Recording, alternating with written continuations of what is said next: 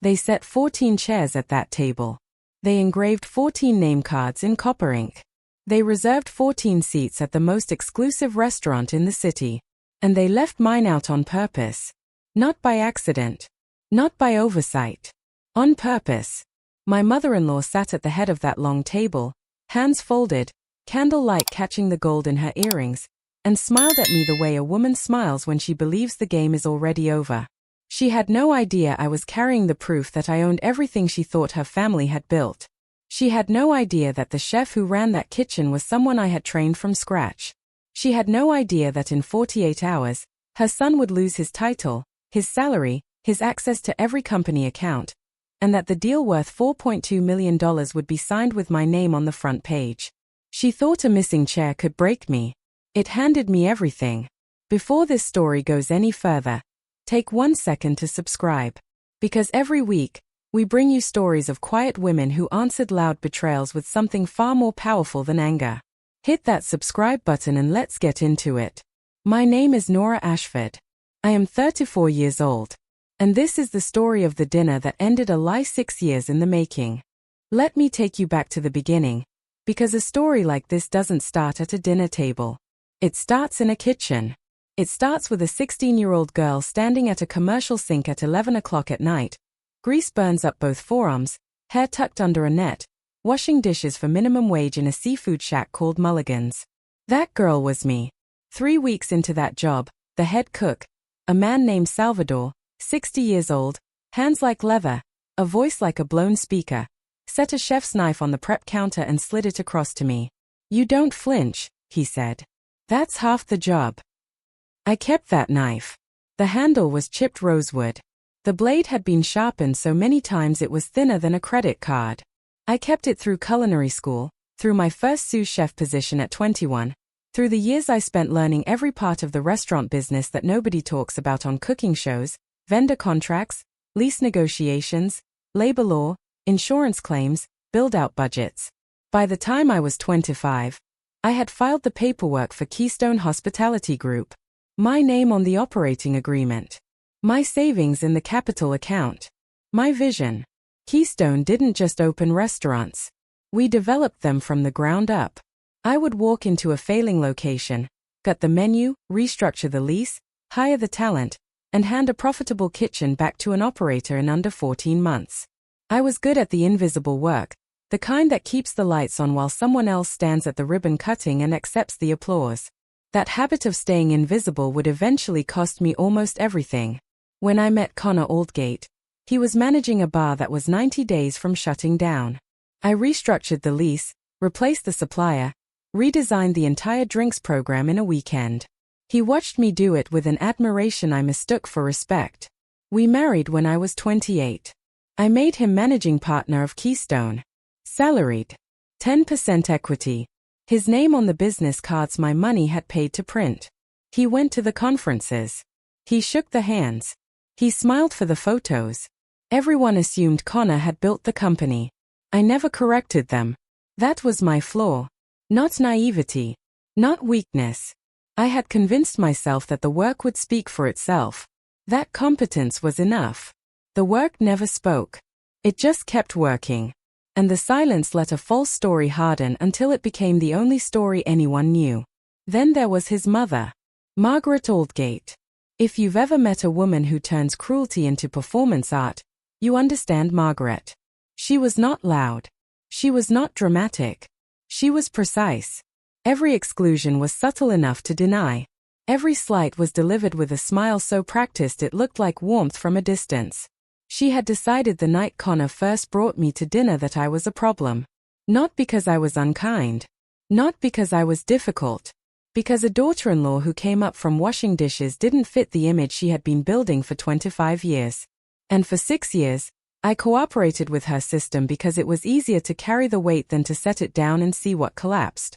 I should have set it down sooner. 3 weeks before that dinner, I landed the biggest contract of my career. 11 months of work. 2 trips to corporate headquarters in Atlanta.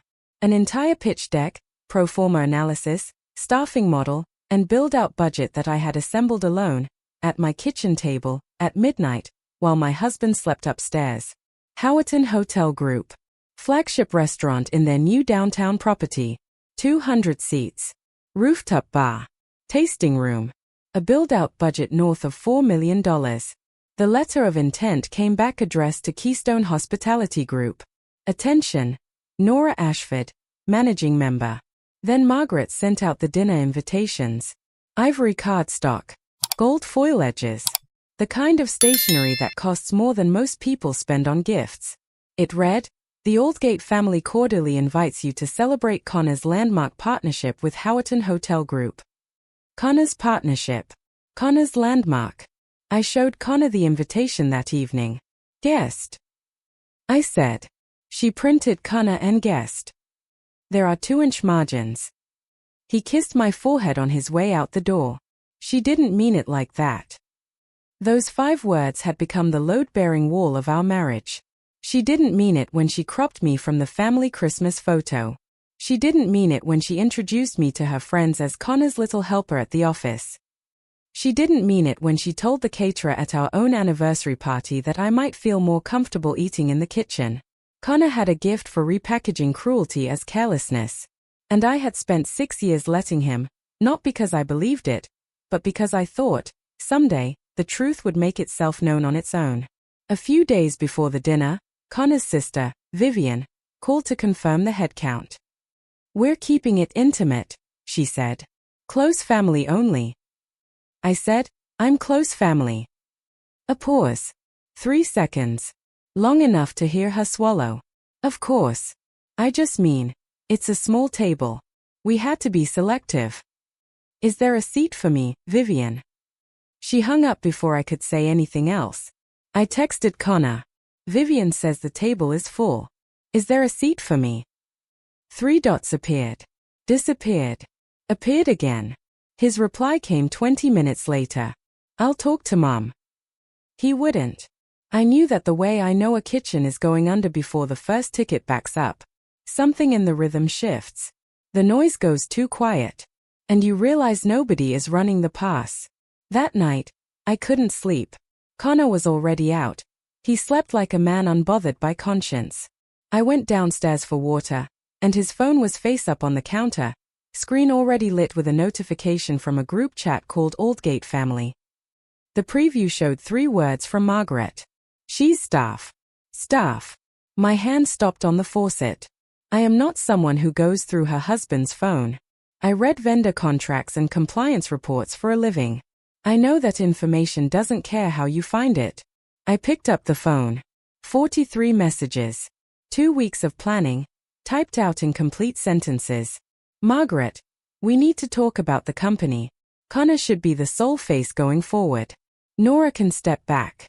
She doesn't need a title. Vivian, Derek can handle the operational side. He's motivated."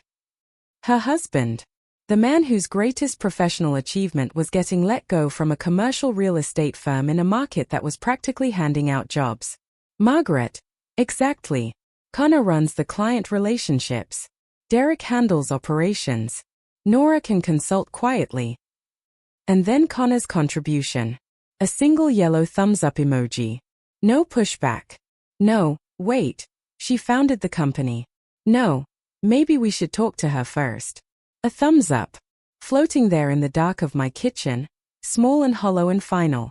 Further down in the thread, Margaret had written about the dinner itself. No seat for her. If she shows up, she'll get the message. If she doesn't, even better. She's staff. Staff doesn't sit at the family table. I set the phone down exactly where I found it. My hands weren't shaking. My pulse was steady. I went upstairs, opened my laptop, and sent my attorney a 2-line email. Proceed with the notary on Friday. Bring a second copy of the Howerton LOI. Then I closed the laptop and lay down next to a man who had given me a thumbs up, and I stared at the ceiling and felt something in my chest go very still. Not anger. Not grief. Clarity. The kind that arrives when you finally stop translating someone else's cruelty into a language you can survive in.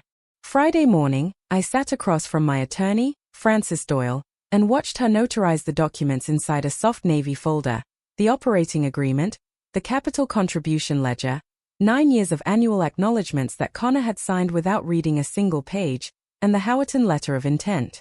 Article 3. Nora Ashford, 70%. Connor Aldgate, 10%. Institutional investor, 20%. Article 7. A majority member may initiate removal of the managing partner with 60 days written notice, without cause. Francis slid the copies across the desk. The removal notice is drafted. You just need to sign. Monday, I said. After the dinner. She looked at me over her reading glasses. Why after? I picked up my bag and zipped the folder inside. Because I want them to understand exactly why. The restaurant was called Meridian. Ground floor of a converted warehouse on the waterfront. Exposed brick, iron beams, candlelight that turned every surface amber. A 3-month waiting list. A prefix menu that started at $240 a head. I gave my name to the hostess at the door. She scanned her list. Scanned it again.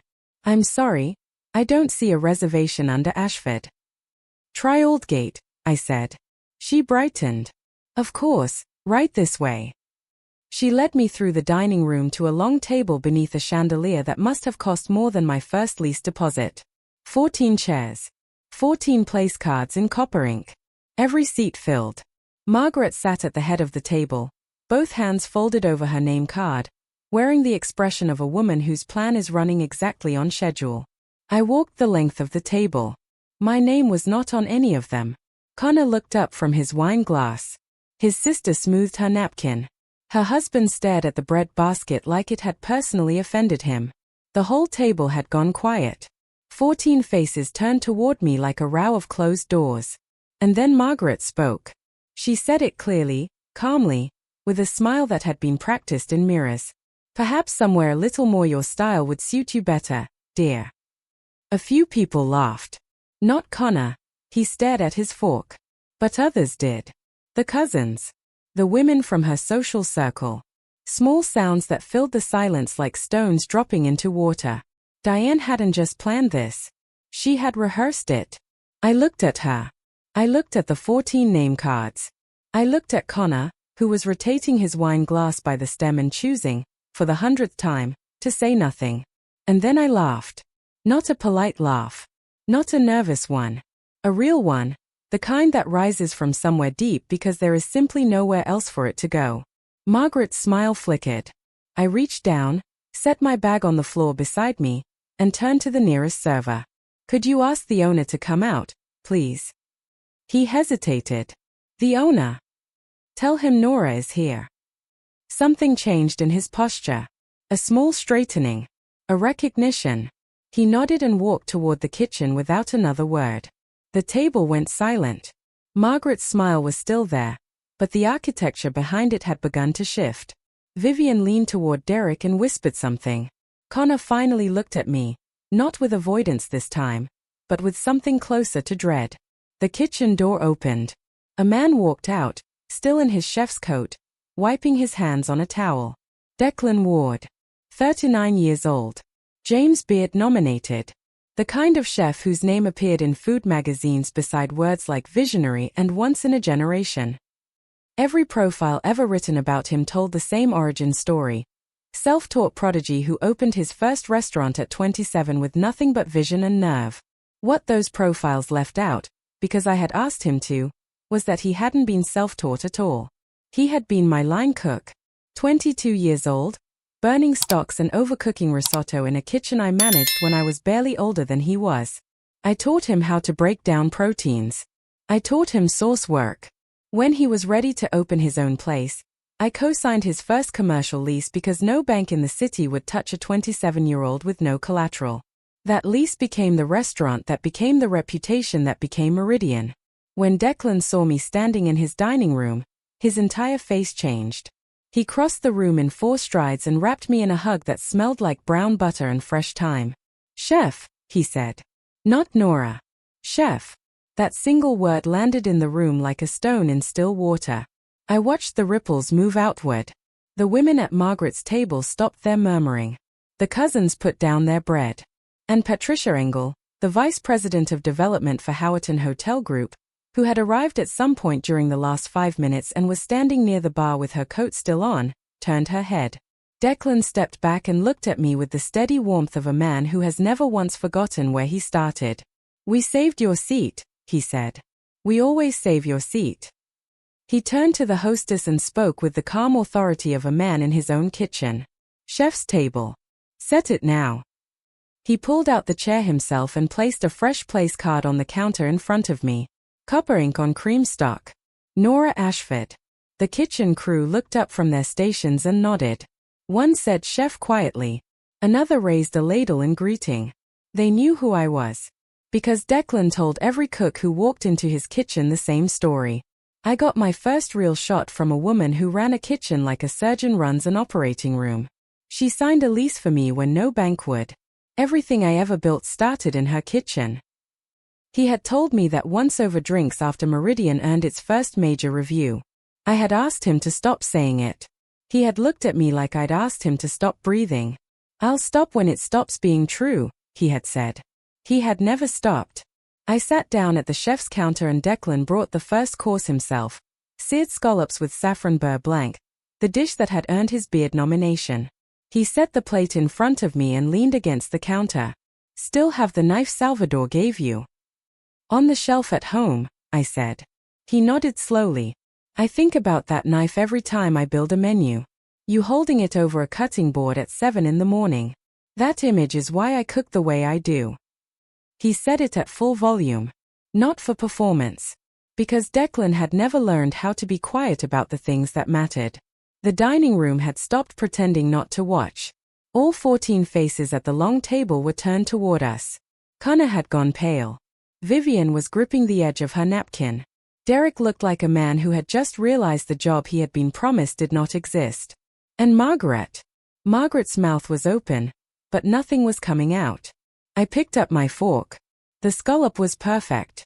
I took one bite, set the fork down, and said it clearly, not to anyone in particular, and to everyone at once. He learned to cook in my kitchen. Declan nodded once, the way a man nods at a truth he has carried for 12 years, and walked back into his kitchen. Patricia Engel crossed the dining room. She moved with the deliberate calm of someone who has closed hotel deals on 4 continents, and can sense a power shift from across a room. She stopped at the chef's counter and extended her hand. "Nora Ashford." "Not a question. You pitched the Howerton flagship in Atlanta. The rooftop concept. The vertical garden. You came back in the spring to refine the staffing model." "Both times," I said. She sat on the stool beside me. "I've been looking forward to meeting more of your team tonight. But the pitch, the pro forma, the build-out schedule, the revenue projections, that was your work." "It was." She nodded. "I thought so." She leaned slightly closer. Between us, the gentleman at the January cocktail reception, Connor, charming, certainly, but he couldn't answer a single question about the numbers. I said nothing. She patted the counter once. "My office will send a revised letter of intent on Monday. Addressed correctly this time." "She didn't say to you." She didn't need to. She stood, straightened her jacket, and walked back toward the bar. At the long table, the silence was total. I could hear the candle wicks hissing. Connor's chair scraped the floor as he turned to look at me. I looked back at him, not with anger, not with triumph, with the absolute bone-deep calm of a woman who had stopped covering for a lie. Vivian was the first to move. She grabbed Connor's arm across the table. "What is she talking about?" Her voice had dropped to a hiss, but in a room that quiet, everyone heard it. "Who actually runs the company?" Connor opened his mouth, closed it, opened it again. He looked like a man who had been lifted out of the water and set on a countertop. Margaret had not moved.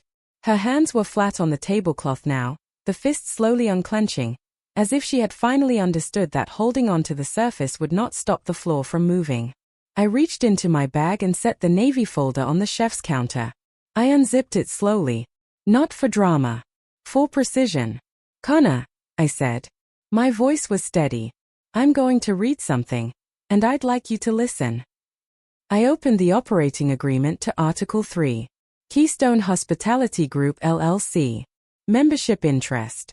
Nora Ashford, 70%. Connor Aldgate, 10%. Institutional investor, 20%. I looked up. Every face at that long table stared back at me. Patricia Engel stood near the bar with her arms crossed, expression neutral. Declan leaned against the kitchen pass, watching. You signed this 9 years ago. You've signed an acknowledgement every year since. Your 10% stake entitles you to a salary and a distribution schedule. It does not entitle you to the company. Margaret stood up. Her chair hit the floor with a sound like a gunshot. This is absurd. Connor built that company from nothing. Everything that family has. You're welcome to read the document yourself, I said. Page 4. Paragraph 2. The founding member is listed by name. It isn't Connor. I laid the operating agreement flat on the counter where anyone could see it. 9 years of signatures. 9 years of capital contributions. All mine. The room held its breath. Then Margaret erupted. Not in the way a reasonable person faces a difficult truth. In the way a woman who has spent 25 years constructing a false ceiling watches it come down. After everything this family gave you, she said. Her voice cracked on the word family. We took you in. We gave you a name. We introduced you to people you never would have met on your own. I said nothing. You were nobody, Nora. A girl who smelled like a kitchen. Connor gave you a life. I looked at her. Connor gave me a business card, I said. I gave him the business. The silence that followed was the loudest thing I had ever heard inside a restaurant. Vivian was crying. Not for me. Not for her brother. For the arrangement she had already mentally budgeted. For the salary her husband was going to lose before he ever drew a single paycheck. Derek had pushed his chair back from the table. The social circle women wore the wide-eyed expression of people who had just been handed enough material to carry them through an entire season of brunch. Margaret kept going, louder, faster, the performance unraveling in real time. She called me ungrateful. She called me cold. She said I had never understood what family meant. I sat at the chef's counter with my hands folded and let her finish. There was nothing to raise my voice for. The documents were on the table. The truth was in the room. And the woman who had told me I was staff was standing in a restaurant owned by a man I had trained, screaming at the woman who owned the company that had been paying for everything. When the noise finally died down, and it always dies down when you cut the gas, I spoke. Here is what happens on Monday. My attorney files the managing partner removal notice under Article 7. Connor's role terminates with 60 days written notice. The majority member, me, doesn't need cause. But if anyone asks, 9 years of misrepresenting his authority to clients and investors, a capital account he never funded, and telling his own family he owned a company that was never his are all on the record. Connor made a sound. Not a word. Something between a gasp and a sentence that never quite arrived. The salary stops. The distributions stop. The title stops. Derek will not be offered a position, because the company isn't hiring people who cannot explain a food cost ratio. Vivian flinched. Howerton will be notified that all correspondence should be directed to me. The LOI will be reissued under the correct contact. I paused. And I'm filing for divorce. My attorney will handle the asset separation. You'll find that the company and the marriage don't overlap much. Nobody spoke. Margaret had sunk back into her chair. Vivian was typing frantically on her phone. Derek had stood up like a man preparing to leave a burning building. The 14 name cards sat untouched in their copper ink. And mine, the 15th, glowed under the kitchen lights, exactly where it belonged. Connor stood up. For one honest, unguarded second, he looked at me the way he had looked at me when we first met, watching me restructure his failing bar, dazzled and grateful and full of something he had never been able to hold on to. Mom, he said. His voice was rough. She built all of it. The room held its breath. Margaret looked at her son with an expression I had never seen on her face before. Not calculation. Not performance. Fear. Real fear. The kind that comes when the curtain falls and there is nothing behind it. Connor opened his mouth again. I saw it, the fork in the road. The moment where he could have turned to me and said the words he had never once said out loud. I knew. I knew the whole time. And I was too afraid to say it. Instead, he reached for his mother's hand. I'm sorry, Mom, he said. I should have managed this better. Managed. Not, I should have told the truth. Not, I should have stood by my wife. Managed. The word hung in the air like smoke. I watched him choose her. I watched him choose the frame over the picture, the performance over the person. The mother who had taught him that love was something you staged for an audience. And I felt something release inside my chest. Not with a crack. With a click. Like a lock finally opening. I'm not leaving the table, I said quietly. I'm leaving the marriage. I picked up my bag. I picked up the navy folder. And I walked out of Meridian the same way I had walked into every kitchen since I was 16 years old. Upright. Steady. And completely ready for whatever came next. The parking lot was cool, made jasmine thick in the air, sweet enough that you could almost forget what had just happened inside. Almost. Declan caught me at my car. He had taken off his chef's coat and was standing in a plain white t-shirt, arms crossed, the expression of a man who had known this moment was coming long before I did. You good? I'm good. You need anything? I thought about it. A decent night's sleep and a real estate attorney. He almost smiled. Then he did something he almost never did. He hugged me. Held on. Chef, he said quietly. Thank you for all of it. I drove home with the windows down. The navy folder sat on the passenger seat. The house was dark when I arrived. I didn't expect it to be otherwise. I changed into comfortable clothes, made a cup of tea, and sat at the kitchen counter, the same spot where I had stood in the dark 24 hours earlier, reading a group chat by the glow of a phone screen. I didn't cry. I wasn't sad. I was the particular kind of calm that comes when you have been carrying a weight so long that setting it down feels like floating. Monday came the way Mondays do when you've spent the weekend preparing. The removal notice was filed at 9 in the morning. By noon, Connor's access to every Keystone account and system had been suspended. By 3, the corporate card was deactivated. Patricia Engel's office sent the revised letter of intent for the Howerton flagship, addressed to Nora Ashford, managing member, Keystone Hospitality Group. $4.2 million. My name on every page. The divorce filing went through on Wednesday. Asset separation was clean. Francis had structured the operating agreement 9 years ago specifically for this. The company and the marriage didn't overlap. I kept Keystone. I kept the Howerton contract. I kept the 9 years of pre-dawn spreadsheets and midnight site walks and invisible work that had built everything the Aldgates believed was theirs.